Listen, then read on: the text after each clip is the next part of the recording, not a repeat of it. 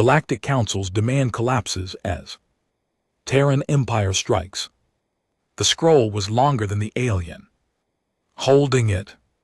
That was the first thing I noticed when Counselor Oreth then walked into the lunar station briefing chamber, his four long fingers gripping the ceremonial vellum like it was a weapon he had already decided to use. The thing unrolled past his knees, past his ankles. It touched the floor and kept going, and somewhere in the back of the room I heard General Colin Marsh clear his throat the way he does when he is trying not to say something undiplomatic. I was standing near the rear wall.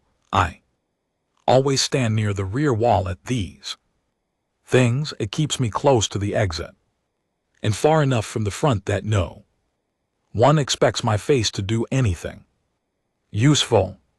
My coffee was cold.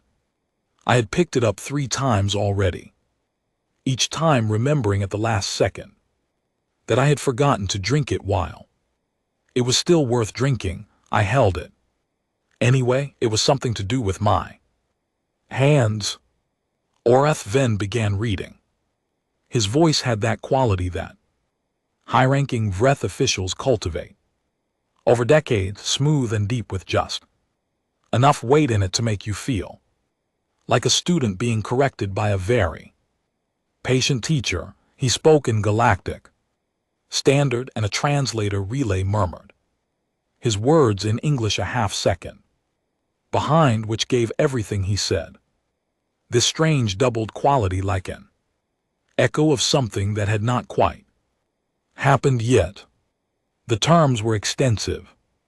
Terran Empire was to immediately suspend all military fleet operations in the Outer Rim, the Kepler Corridor 17 stations, 4 inhabited colony worlds, and approximately 2.3 billion Terran citizens was to be placed under joint Galactic Council administration within 60 standard days. Reparations totaling 3 trillion credits were to be paid in installments over 20 years for what the document called unprovoked and destabilizing territorial expansion.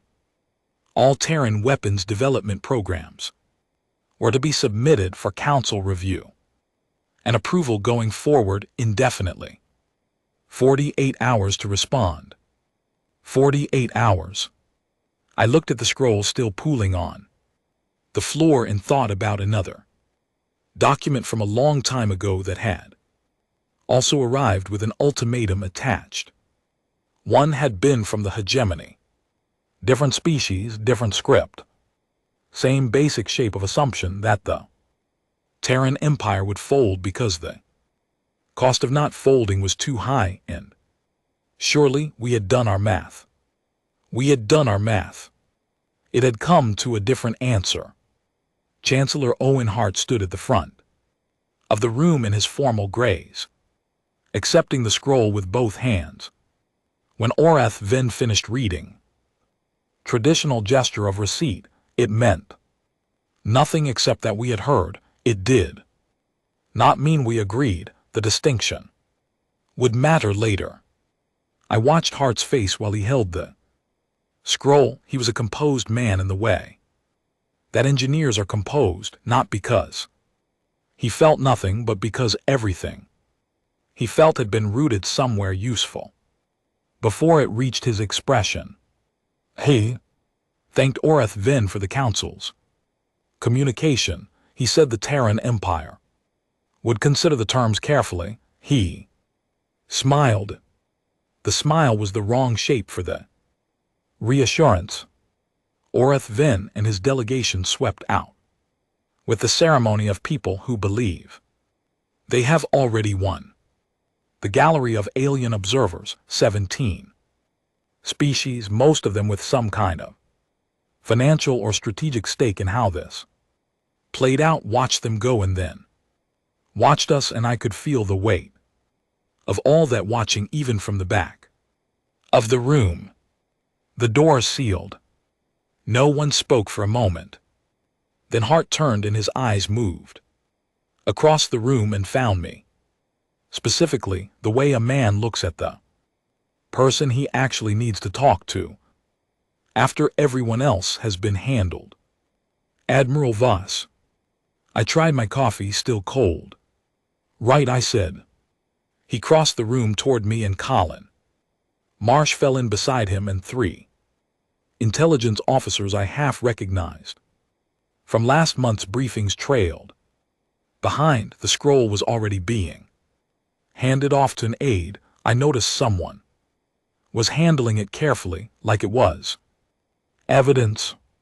It was, in a way. Your assessment, Hart said, not a question. They counted every fleet we declared. I said they built a model. It is accurate. It accounts for everything they know about. He waited. They do not know about everything, I said. Marsh made a sound that was not quite a laugh. He had been in the service long enough to know what the Kepler shadow yards were, what the outer rim buildup had actually been, what 15 years of strategic patience looked like when it finally stood up.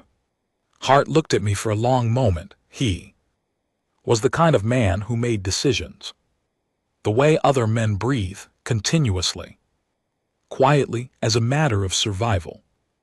How long, he asked. 36 hours, I said, give or take. He nodded once. He walked away. I heard him giving orders before he reached the other side of the room. I stood there holding my coffee, running my thumb along the chip in the mug's rim, a small rough flaw I had never bothered to have fixed. Oreth Ven's voice was still cycling in my memory, smooth and patient, reading off those terms like they were a conclusion he had already written. He had studied us, they all did. Eventually, they spent years compiling data, constructing models, running probability assessments. They studied our military capacity and our political structure and our historical patterns of conflict resolution. They built careful, thorough portraits of exactly who we were and what we would do under pressure. Every single one of them arrived at the wrong answer, not because their data was bad, because their question was wrong. They always asked, how much pain can the Terran Empire absorb before it submits? Nobody ever asked, how much pain has the Terran Empire already absorbed, and what did it decide to do afterward? I knew the answer to that one.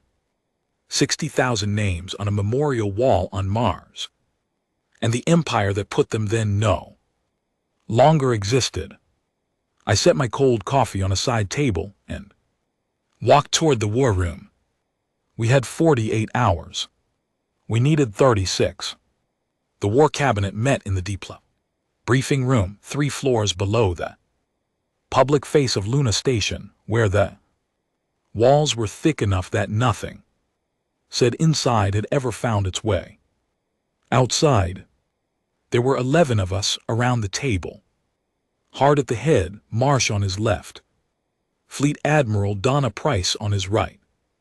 She commanded the Eastern Reach fleets and had the kind of stillness about her that comes from having made very serious decisions many times before.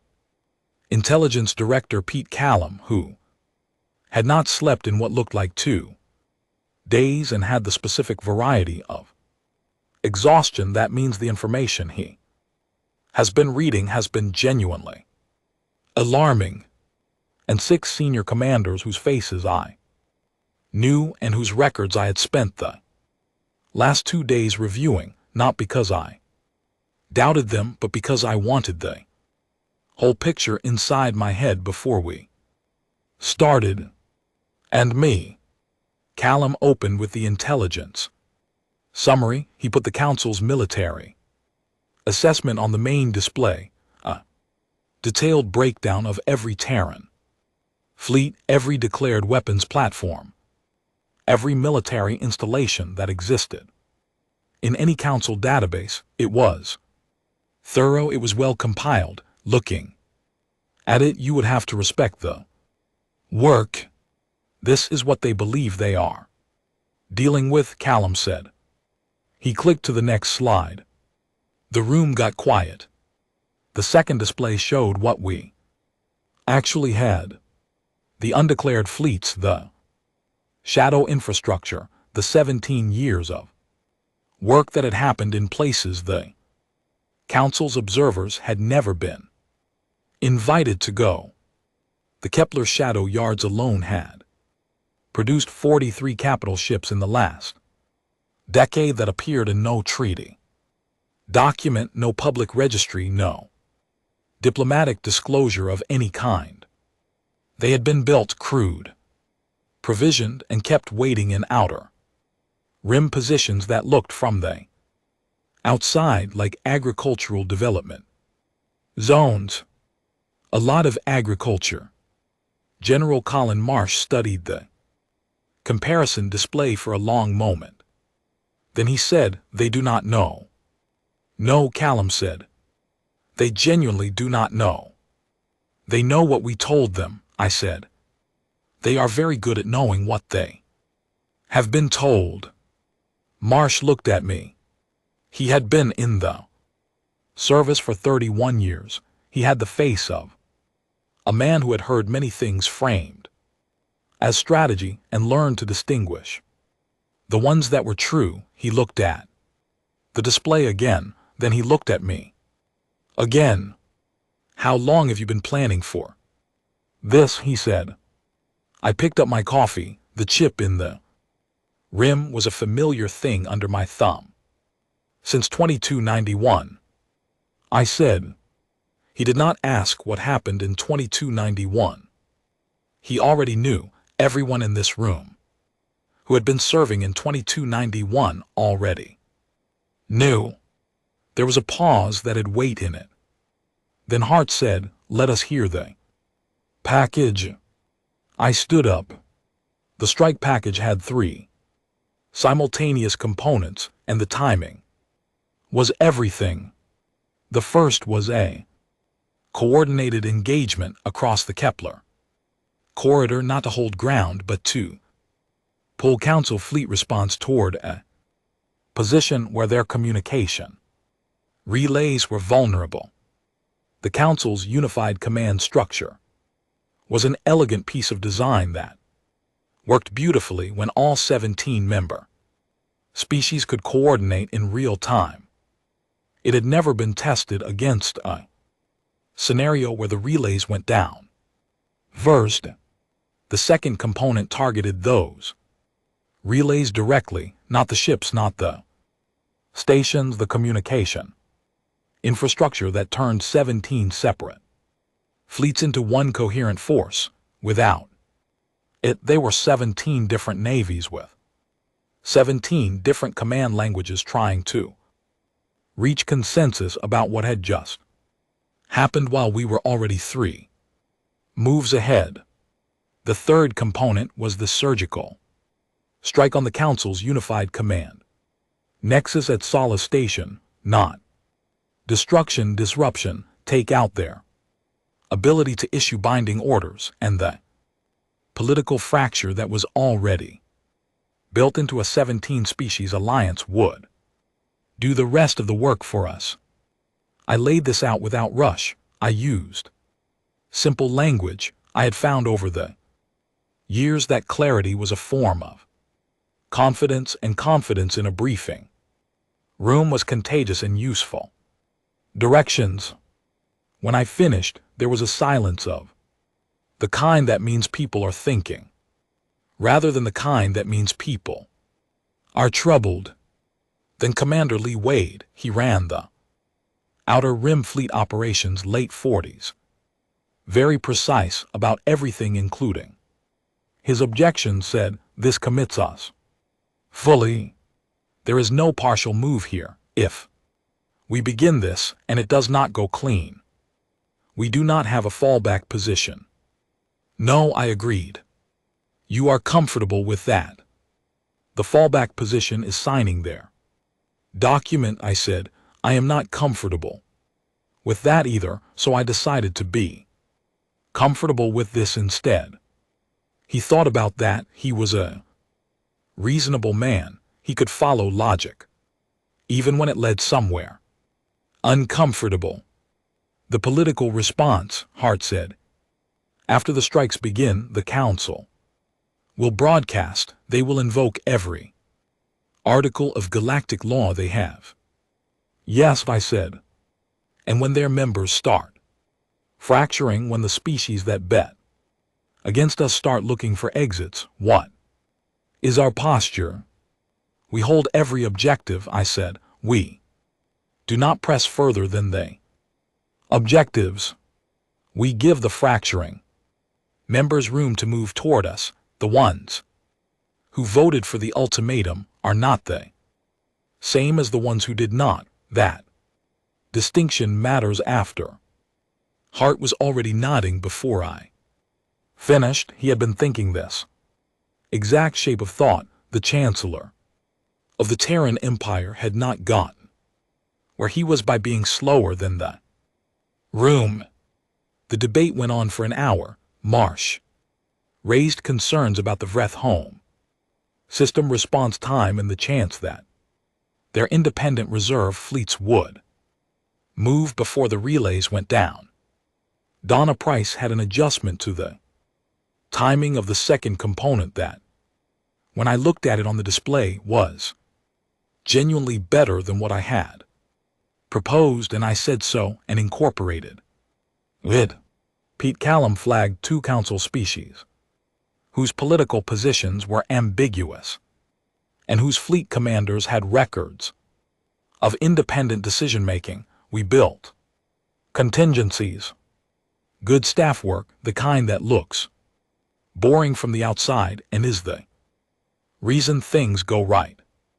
At the end of it, Hart put his thumb to the authorization panel. 1 biometric print, no ceremony, no speech.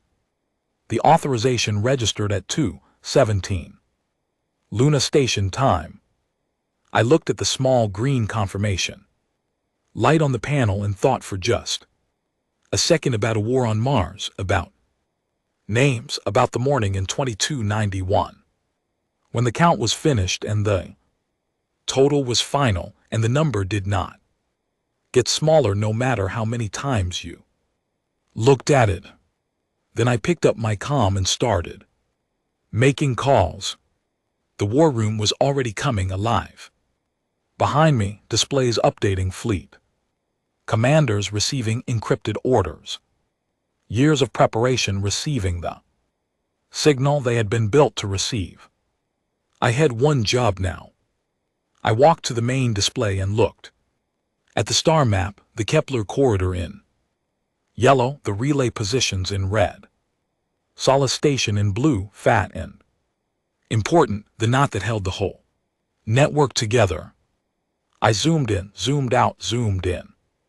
Again, my thumb was on the chip in the rim of my coffee mug. 36 hours. Let us go to work. The first report came in at hour 4. Relay 7 Alpha in the Kepler approach corridor had gone dark. 11 seconds ahead of schedule, which meant Captain Lena Cole's squadron had hit their mark early, which meant Cole had decided to account for variance in the opposing response time and moved preemptively, which was exactly the kind of judgment call that separated fleet captains' worth, their rank from fleet captains' worth, their paperwork. I noted it. I did not say anything out loud. I was on the bridge of the ISV Constance, a command ship that had been in service for 14 years and had the specific personality of machines that have been through things. The crew worked with the efficiency of people who had drilled the same scenarios enough times that doing them for real felt less like crisis and more like finally getting to the thing they Had been preparing for. Lieutenant Ned Price, my weapons officer, had a habit of reading engagement reports in a specific low murmur, barely audible, like he was talking to himself rather than briefing me. I had learned to lean slightly left when I needed to catch what he was saying without asking him to speak up. He was 26. He was very good. At hour 7, the second relay cluster went offline. At hour 9, the third. The Council's unified fleet response, which their own doctrine required to be coordinated and sequential, began to arrive at the Kepler corridor in pieces. Individual squadron groups, different species contingents moving at different speeds and with different objectives, because the orders telling them what those objectives were had stopped coming through 4 hours ago. Some of them were brilliant tacticians working hard in the absence of coordination. It did not matter. Brilliant tactical thinking requires a problem to think about. We had not given them time to identify what the problem was before the next thing happened. Terran fleet captains who had served together, trained together, run the same exercises together for decades did not need a relay to know what their counterparts were doing. They had internalized the doctrine. They moved like a single system because they had spent years becoming one. It was not a fair fight. I'm not trying to make it a fair fight. I was trying to make it a short one. At hour 11, the Solace Station command nexus went dark, not destroyed. Disrupted. Commander Vale's specialist team had gone in fast and hit the transmission infrastructure, the hardware and the software, both with the specific intent of creating confusion rather than harm. The Council's senior commanders were still there, still alive, still talking to each other. They just could not talk to anyone else. Ned Price's murmur got slightly less low. Solace confirms disruption. Command nexus offline. Estimate 6 to 12 hours before they restore partial function. Clean work, I said. He turned. He was young enough that the phrase meant something different to him than it meant to me. His face had that quality that young, decorated people, when things are going right, something lit up inside them, satisfaction and readiness combined. He looked at me for a reaction. I was looking at the engagement map. Keep reading, I said. He kept reading. The ISV Constance took a hit at hour 13. A Council strike group, Wrath commanded. Fast movers, the kind of independent unit that had not needed the relay because it had its own internal doctrine, and a commander who had decided that waiting for orders that were not coming was not the same as having no orders, had pushed through the outer cordon and put a directed energy burst into our port side before Cole's squadron caught them. The ship shuddered, not badly, the kind of shudder that means something is damaged, but the thing that matters is still intact. The damage report came through in under 40 seconds. Hull breach in Section 14C. Structural damage, atmosphere sealed. Power rerouted, no casualties. Section 14C. I pulled up the current crew manifest without meaning to. Habit from a time when the numbers in the manifest were the first thing I checked after a hit, because the first thing I needed to know was who I still had and who I did not. The manifest was fine. Section 14C was a storage and transit corridor. No one had been there. I started pulling up the old manifest, the one from before the last refit when C had been a crew lounge. I stopped. I closed the file. I put my thumb on the chip in my mug and Looked at the engagement map.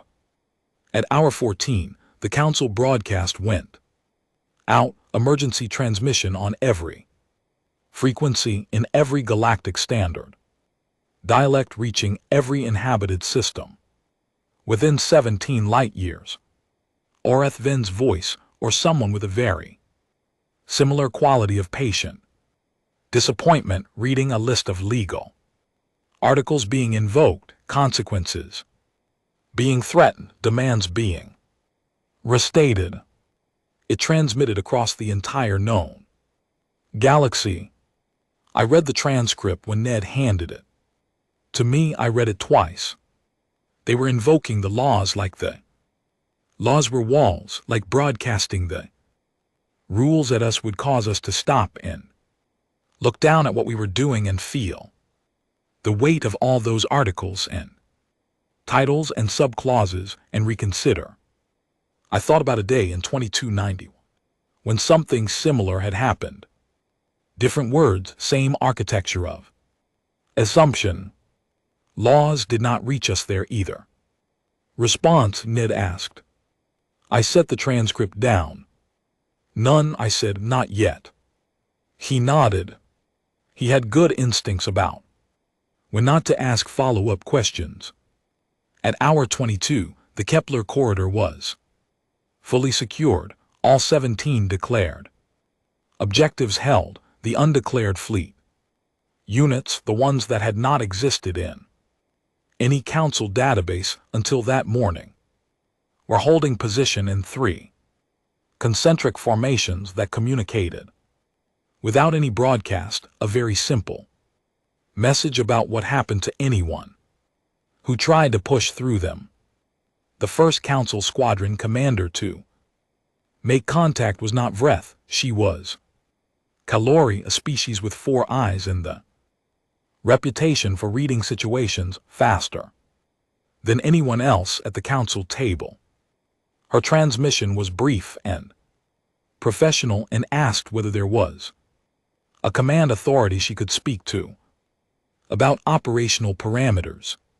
She means, Pete Callan's voice said through my earpiece from the intelligence relay, she wants to know if we are done.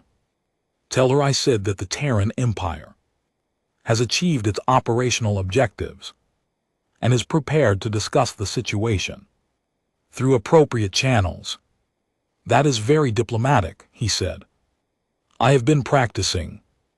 At hour 31, General Marsh's voice came through the command relay with a tone that I had learned over 30 years of knowing him to recognize as the sound of a man who has just been proven correct about something he had hoped he was wrong about. It is cleaner than the models predicted, he said. The models did not have the shad yards built into them, I said. No, he said, they did not. A pause. The Chancellor wants a status brief. Tell him 36 hours, like I said. He knows he is just a pause that had a very specific quality to it. He is asking how you are. I looked at the engagement map, the objectives in green one by one as each.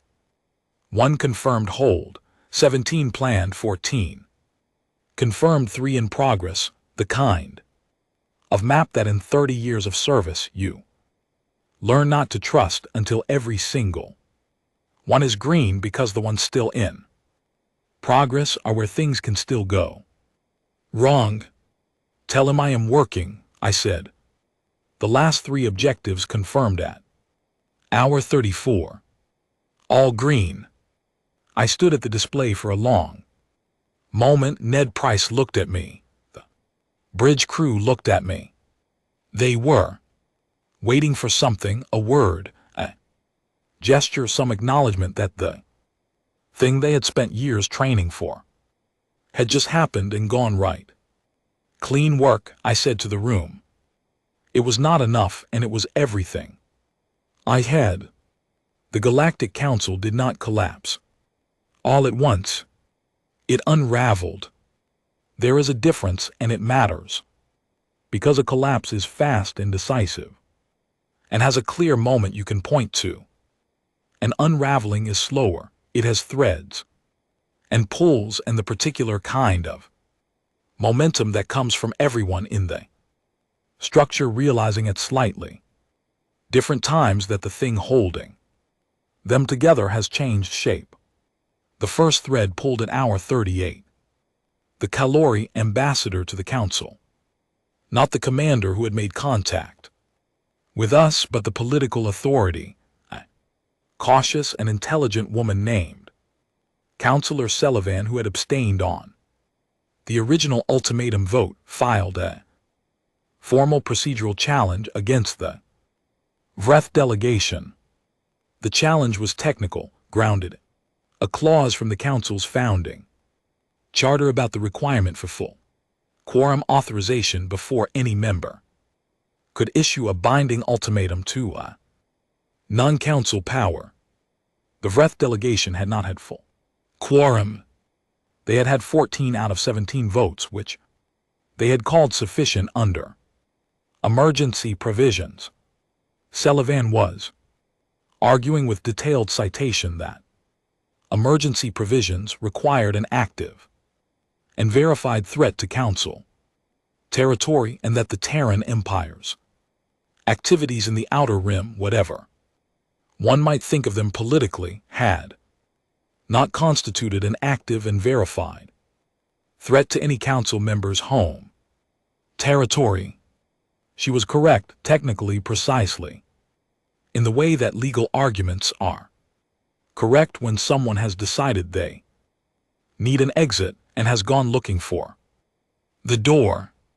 I was reading the filing summary in the Luna Station war room, still in my operational gear, with coffee that was actually hot for once because someone had been thoughtful enough to hand me a fresh cup 20 minutes ago. Callum had sent the summary with a short note attached that said, "They are running." He was right, but I thought running was slightly too dramatic. I thought pivoting was more accurate. There is a distinction between a species that is running from a fight they lost and a species that is methodically repositioning itself in relation to a new reality. The Kalori had always been the most politically sophisticated members of the council. They did not run, they recalculated, and their recalculation had landed them in a position where helping us take apart the Vreth's legal authority for the ultimatum was coincidentally also the position that opened the door to a bilateral relationship with the Terran Empire before anyone else thought to knock. Smart, I would have done the same thing. At hour 45, the Mhindorak delegation filed a separate but aligned procedural challenge on slightly different grounds. At hour 50, the Gorad, a small but strategically positioned species with significant outer rim trade interests, contacted our diplomatic office directly through a channel that had technically been dormant for 3 years, asking about normalized relations and trade framework possibilities. Hart's diplomatic staff had been awake.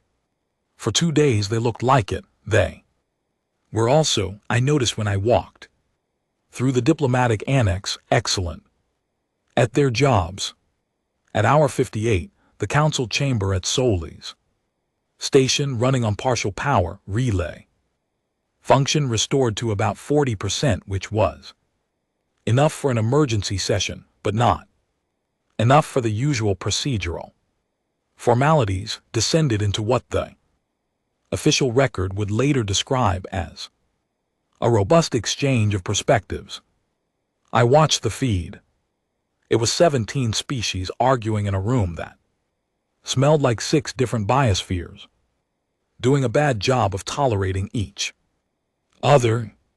The translation relay, working at reduced capacity, gave everything a slight lag that made the arguments feel even more chaotic, each response arriving just after the moment when it would have been most effective. Counselor Aura's Ven of the Vreth sat in the center of it with the posture of a man who had arrived expecting to be thanked and found himself being examined. Instead, 4 delegations were formally demanding the Vreth explain how they had issued the ultimatum without proper quorum.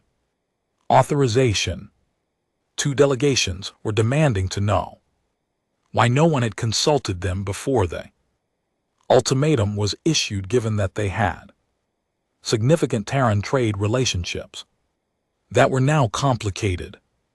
1 delegation, the breath, a species I had always found difficult to read with, an internal politics that ran on logic I did not fully understand, was making a procedural argument that I could not follow even with the translation running, but whose conclusion appeared to be that the entire situation was the fault of someone else entirely, and that the breath themselves bore no responsibility for any of it.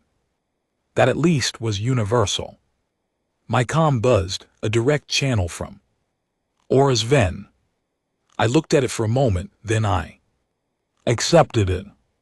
His face on the screen looked older than I remembered from the briefing chamber.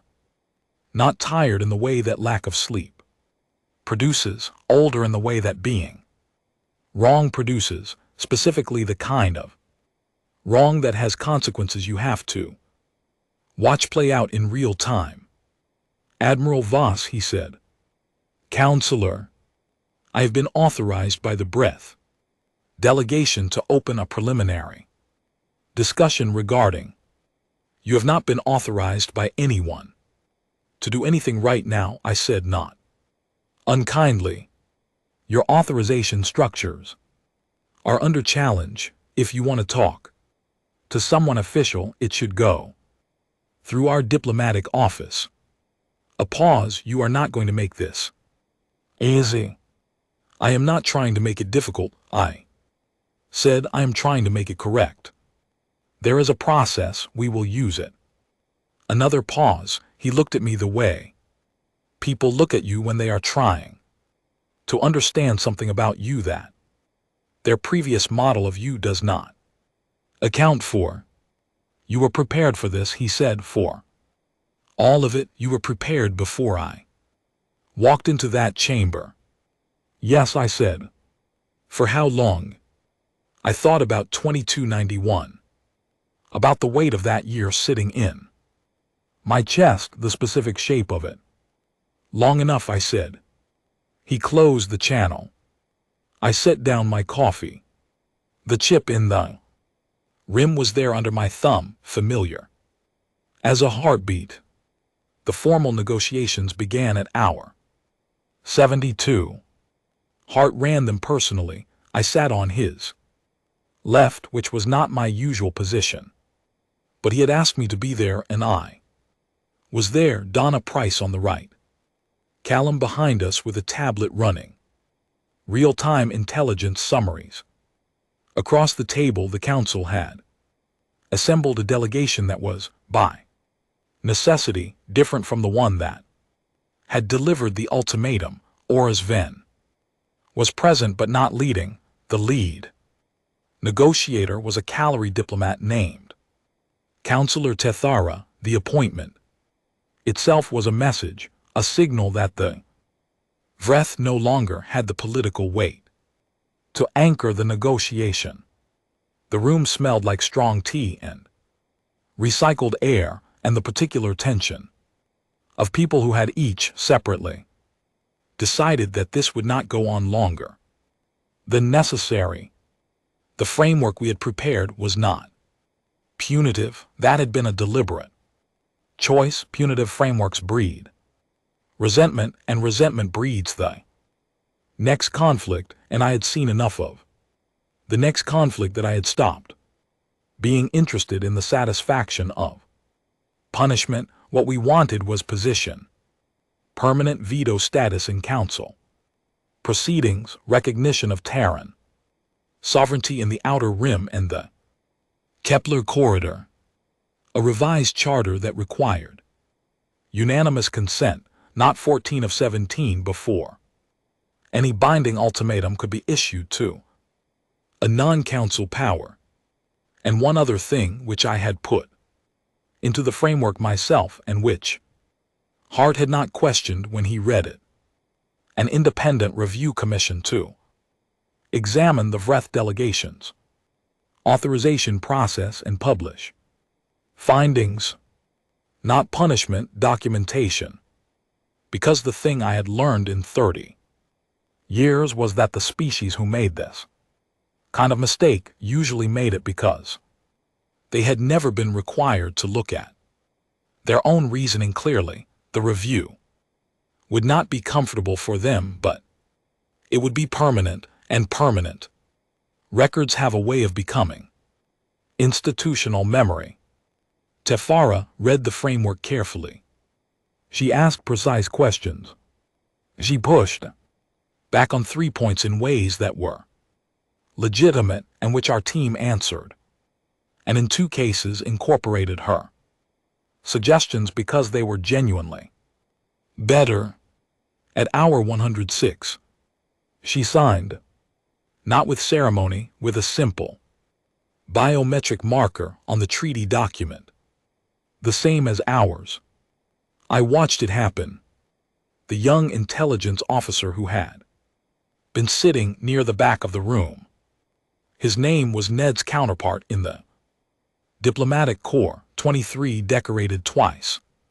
Already glowing the way young decorate people glow, said quietly, mostly to himself, total victory. A couple of people near him made approving sounds. I looked at the treaty document on the display, the Terran seal, the council seal, slightly smaller now than the original document had it, the signatures. I thought about the word victory and what it cost, not in military terms, in the other kind. I picked up my coffee.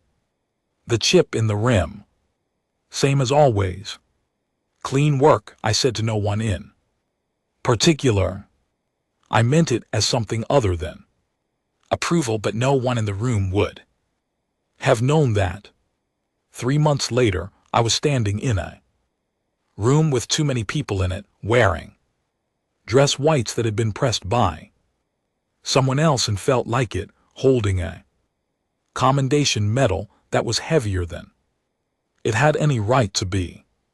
The diplomatic reception on Luna Station's upper level was the kind of event that exists primarily to give political decisions a physical form, a room, a gathering, a set of faces that can be seen speaking to other faces, confirming through the simple fact of their proximity that something has been resolved. Ambassadors moved through it in small clusters, each cluster a carefully managed signal about who was talking to whom and under what terms.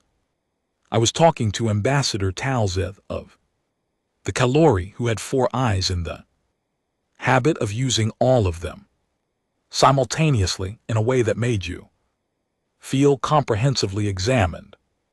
Admiral Voss, he said, and took my hand with all 4 of his, which is the Kalori gesture for genuine respect, rather than formal acknowledgement.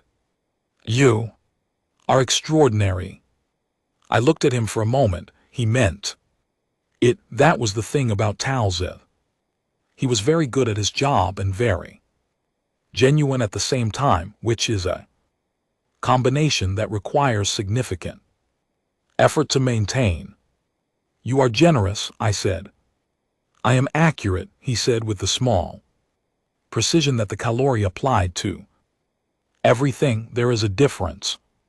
He moved on. A Goret ambassador caught his attention from across the room, and he flowed toward the contact with the ease of someone who had been doing this kind of work for 40 years, which he had, possibly more.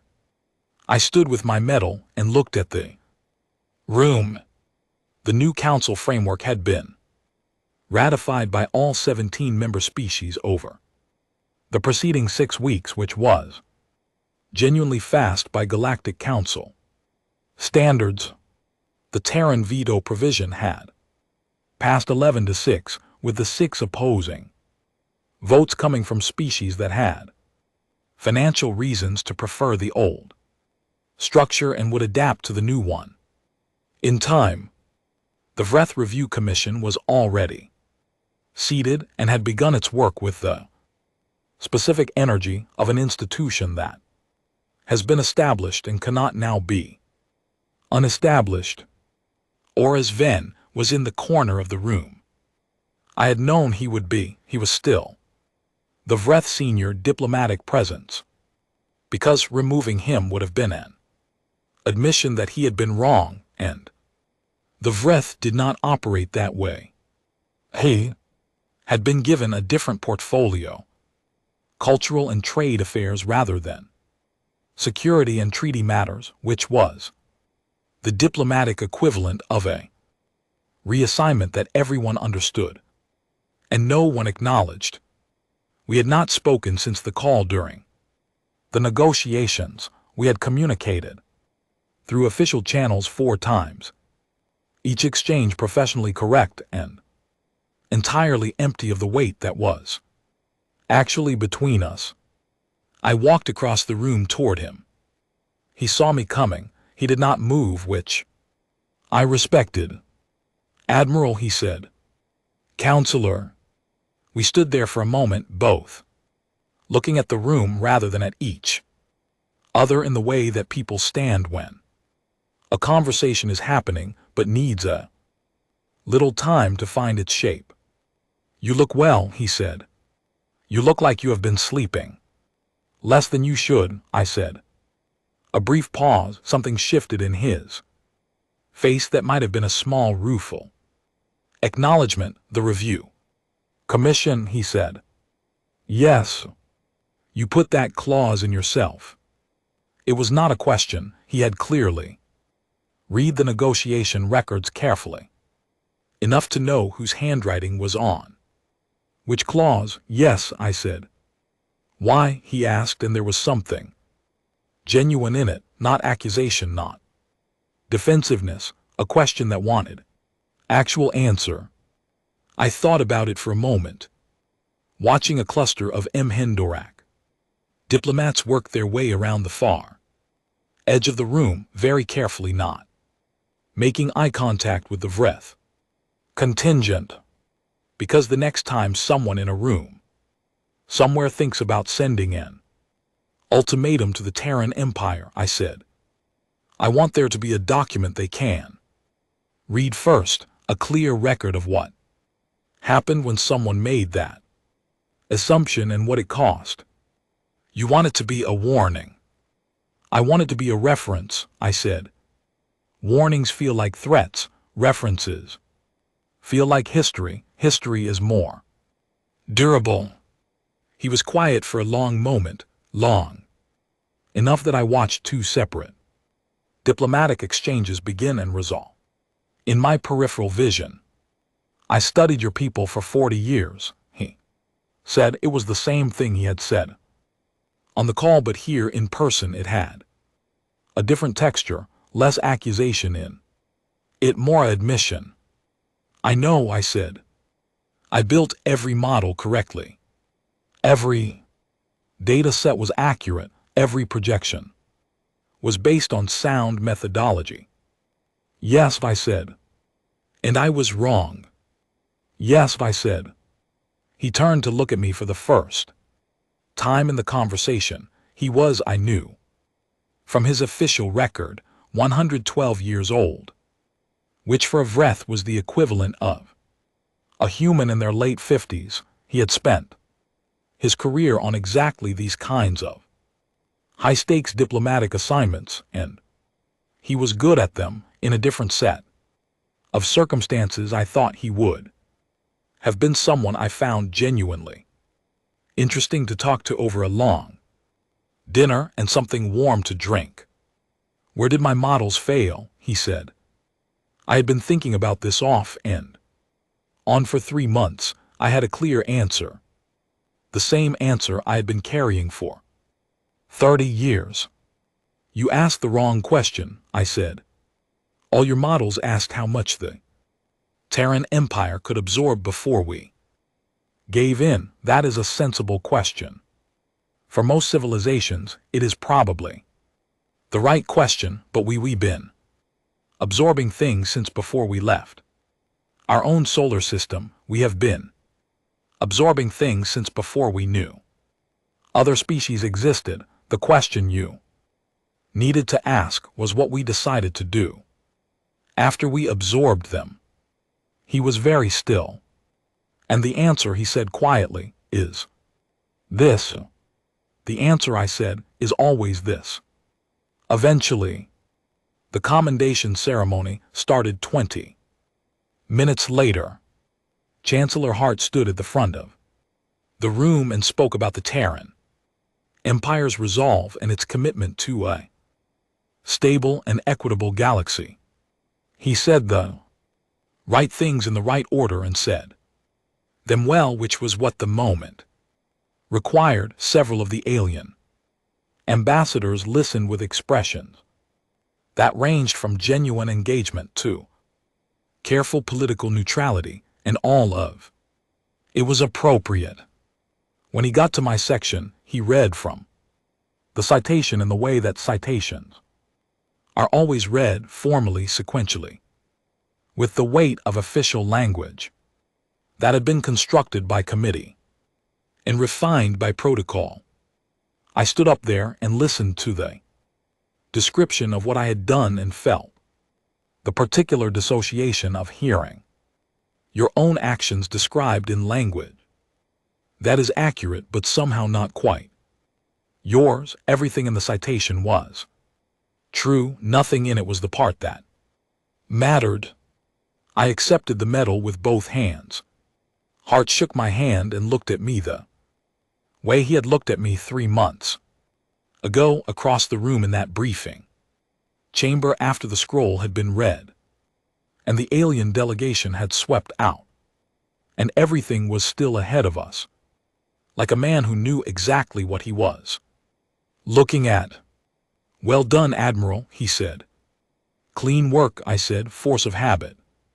He smiled, the right shape this time.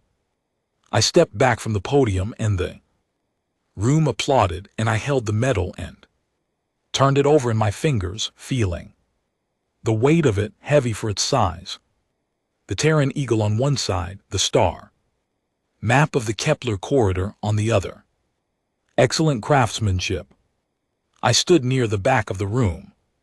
The young officer from the diplomatic team, 23 years old, decorated twice already, the one who had said total victory in the negotiation room and meant it the way young people mean things before the full weight of them. Lands was in the crowd nearby. He was wearing his dress uniform, his service decorations catching the light. He had the kind of glow that means he had not yet learned what the next 3 years of this work would teach him. He was looking at me with something like admiration. I thought about standing on a transport platform on Mars in 2291, looking at a wall with 60,000 names on it and the person beside me saying that we had one and meaning it the same way. Genuinely, without the weight of it yet. Some of those names had glowed, too, before the mission that put them there. I smiled at him anyway. He was not wrong, he was just early. The reception moved around us in its careful, purposeful way, exchanges and signals and bilateral gestures that would become the architecture of the next 50 years of Terran Council relations. Tail Seth made 3 more contacts I clocked as significant. The Mhindarak ambassador managed a brief, stiff exchange with the Vreth cultural attaché. That was at least the beginning of something. 2 junior Gorat officials discovered, apparently for the first time, that they shared a trade interest with 2 junior Terran officials and were trying to Figure out what to do with that. Discovery. Life after the end going on with itself. I ended up on the observation deck. Not by plan. I just walked until the crowd thinned and the air was different. And the stars were in front of me. Through the heavy plate of the observation window. Earth hung below, the way it always hung. Below on Luna Station, blue and white. And turning in its slow rotation. Unbothered by the specific dramas of the small things living on its surface and on the stations around it and in the ships scattered through the dark beyond. I had been born on Mars and I had served on 40 ships and I had lived on Luna Station for the last 8 years, and Earth was not home in the way that people from Earth mean when they say home. But there was something about looking at it that was steadying in the way that old and permanent things are steadying. I held the metal in one hand. My other hand had nothing to hold, no coffee mug, no familiar chip under my thumb. I stood there for a while just looking. General Marsh found me eventually. He had an instinct for where I went when I stopped being officially present, built from 30 years of service alongside each other. He came and stood beside me and did not say anything for a while, which is one of the things I have always valued most about him. And GT, clear as throat. And GT, good reception, he said after a while. Adequate, I said. Tail Seth will push for a trade framework within 6 months. 3, I said, he made the preliminary contacts tonight. He is not a slow mover. Marsh made a sound of agreement. We watched Earth turning. Oreth then came to find you, he said. After another pause. Yes, sir. How did it go? I thought about that question, about the quiet and genuinely curious way Oreth Vin had asked where his models had failed, about the answer I had given him, about whether it was the right answer, the complete one, or just the one that was available in that moment. He wanted to understand, I said, that is more than most of them manage. Think it will help? For him maybe, I said, for the next one who sends an ultimatum, probably not. The review commission helps with that, the record helps with that, the fact that this happened and there is now permanent documentation of how it went helps with that. You are an optimist, Marsh said, the specific tone he used when he meant the opposite, and we both knew it. I am a realist with a long timeline, I said. He almost laughed, for Marsh almost laughing is the same thing. We stood there a little longer.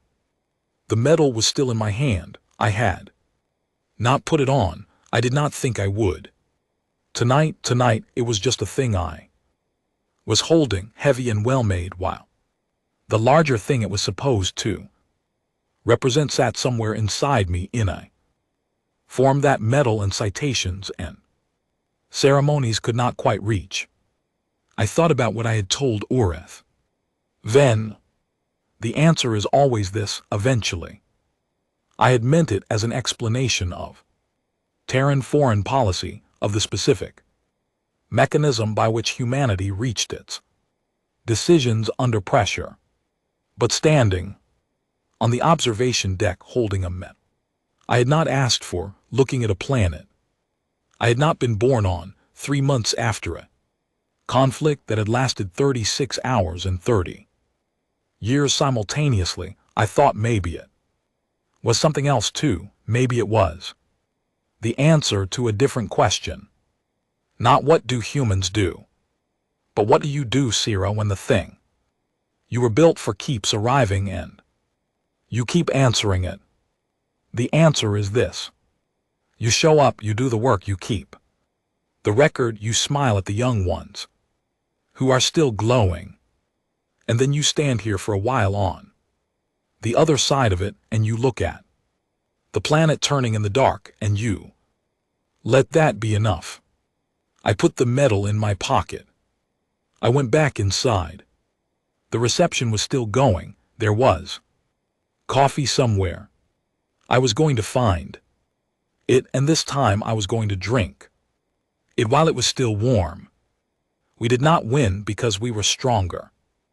We won because we remembered what it had cost last time and decided to spend it again anyway. That is the thing they study. That is the thing they measure and model and project into their equations, trying to find the number that accounts for it. They never do, not quite. Neither do we, honestly. We just live inside Clear's throat it. But we keep paying and we keep showing up. And sometimes on good nights that is the same thing as enough.